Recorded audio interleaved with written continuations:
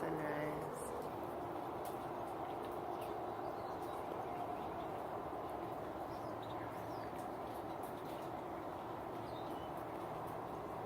And here's me signing off and saying, I'm going to come back later today. Okay, bye for now, guys. Okay, hey guys. So I watched the 5th part of the Joseph Campbell and the Power of Myth. It's a 6-part series. This morning as part of my devotion practice, and this one was about love and goddesses, and it was really interesting. Not as profound as all the episodes, only because I think for me, I know so much about the goddesses. I've studied so much, I practice so much with the goddesses and the archetypes, that it was pretty basic for me, which is fine. It's wonderful, and I love what he had to say about it. I just wanted to go deeper. But it was only an hour, so you can only do so much. But just now, right afterwards, I was having this thought while I was taking a poo, because, poop revelations is what I should call this. No, I mean, really, honestly, like, I'm human, I poop. I have a lot of thought processes while I'm doing that. And I was playing this game called Bubble Witch that I play every once in a while. And it's definitely a thing I do when I want to like zone out or space out, and go numb and all those things, because my mind is overwhelmed, right? And I've been noticing that a lot lately. What I noticed yesterday, actually, I wanted to take a nap in the afternoon, and my body wasn't tired. My body was like, let's go, let's get all these amazing, wonderful things started and create and be. And my mind was tired, was like, I need to shut down, I need to stop. And I'm like, yeah, you do. Because I want to listen to this and my soul and my heart and my divinity. But I let myself rest. And so when I play video games like that, or I watch, shows that are mindless, it's definitely like a time for my mind to take a break. And I have no judgment on it whatsoever. It's what needs to happen.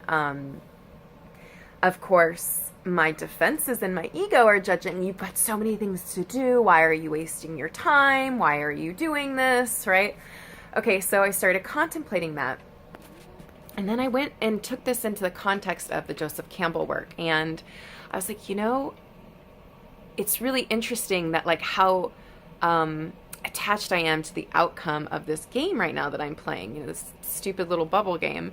And it's like, it's replacing mythology. It's replacing me living through my myth, living my soul's longing, living that soul-led mythology. And if you look at a lot of video games, not Bubble Witch per se, but I'm a big video game fan, so I am not disparaging, not all video games, but not disparaging the art form and the practice and the entertainment of video games. There's a lot of beautiful ones out there. Final Fantasy VII being one of my favorite video games of all, actually is my favorite video game of all time. Wait, look, guys, I have a whole Final Fantasy shelf, okay?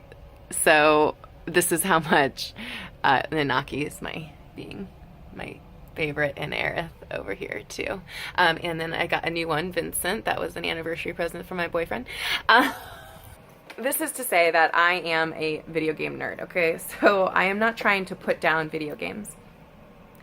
But this video game, let's say, its storyline is that these, very kind of misfit maverick people come together that don't really have a home or family or space anymore because it's been destroyed by Shinra, which is this big government organization that is literally sucking the life force out of Gaia, out of Mother Earth, and destroying the earth for energy and money, right? To like harness the energy and sell it, creating ghettos and poverty and killing the planet.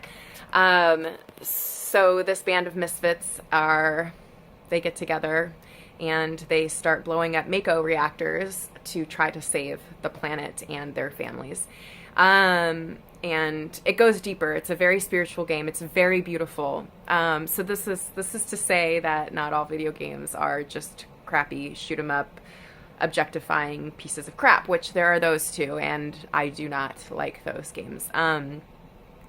But I am living out a mythology when I play that game, right? Like, I am literally taking that energy inside of me that wants to have a mythological journey inside of myself, in my own soul, in my own spirit, in my own being, and I'm putting it outward and I'm out picturing it onto this video game.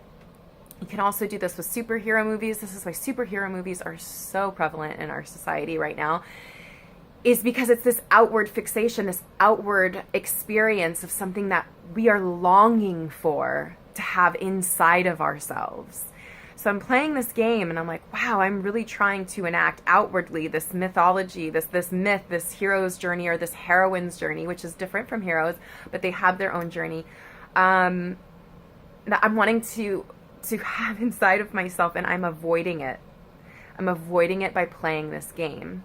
And I'm putting all of that energy that needs to move, that's innate in me, it wants to go somewhere. So I am going to play it or watch it in a movie to be able to somehow move that energy, because it's something that is part of our humanity that wants to go somewhere. So what's interesting for me is that even though I love these video games, even though I love superhero movies, and I often feel inspired by them, I also feel empty.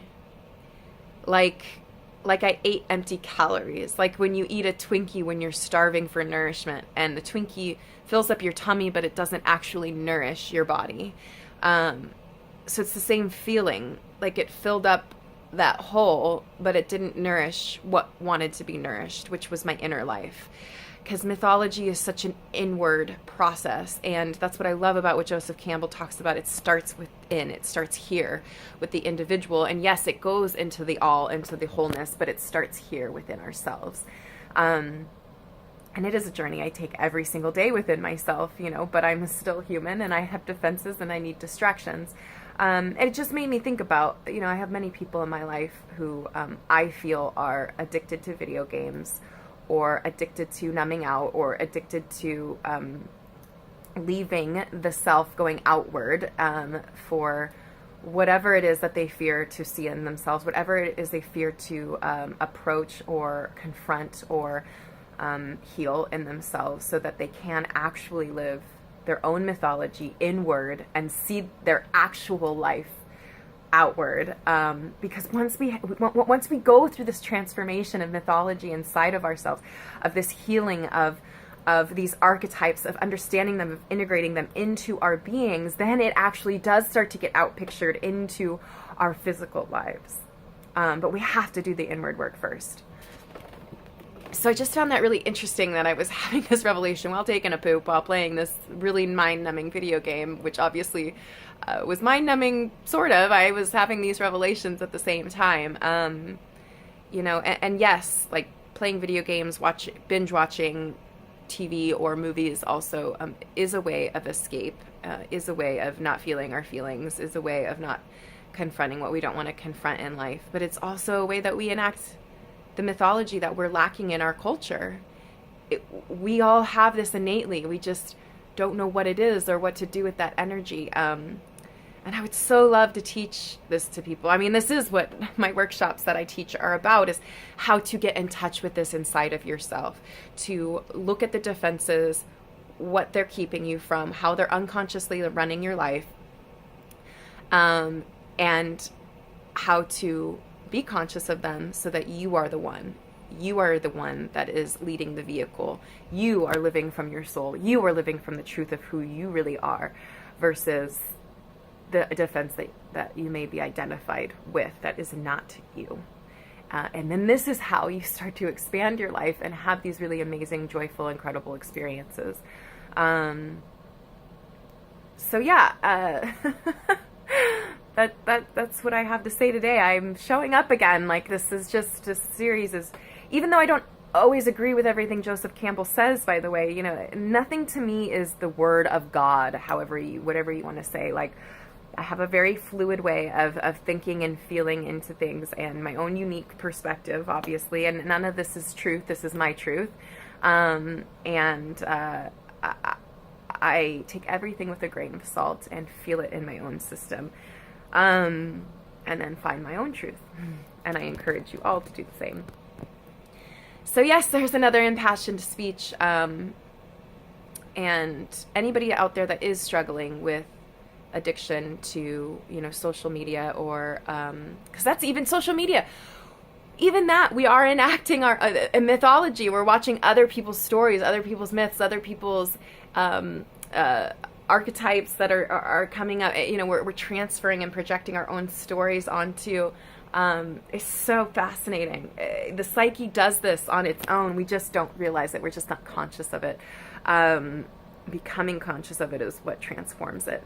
So, yeah. I have so much reverence and honor for that space of checkout, of numbing, of life being too much to hold on to, and needing to move that energy somehow, some way. I totally honor that being moved through a video game. I totally honor that being moved through a movie.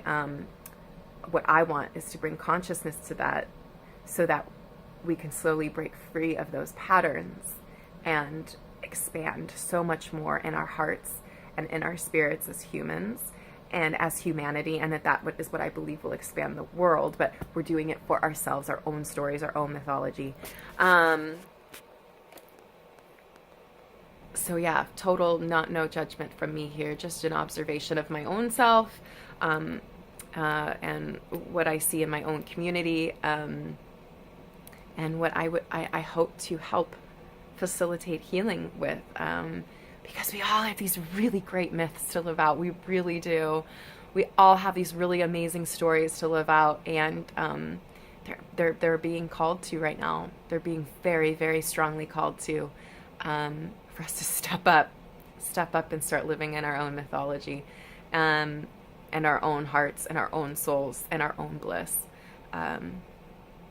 So anyway, that's it for now. Blessed be, loves.